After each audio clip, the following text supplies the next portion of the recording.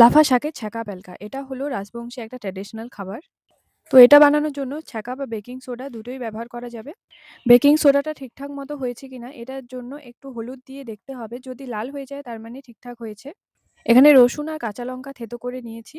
এবার এটা কড়াইয়ের মধ্যে দিয়ে দিব। এটা একটু ভাজা, ভাজা হয়ে গেলে এর মধ্যে জল দিয়ে দিব। আর প্যালকার সাথে কিন্তু ঠনঠন আলু ভাজা না হলে ভালো লাগে না। প্যালকা আর আলু ভাজার কম্বিনেশনটাই আলাদা ভাই। জলটা ফুটে গেছে, এবার এর মধ্যে লাফা শাকগুলো দিয়ে দেব।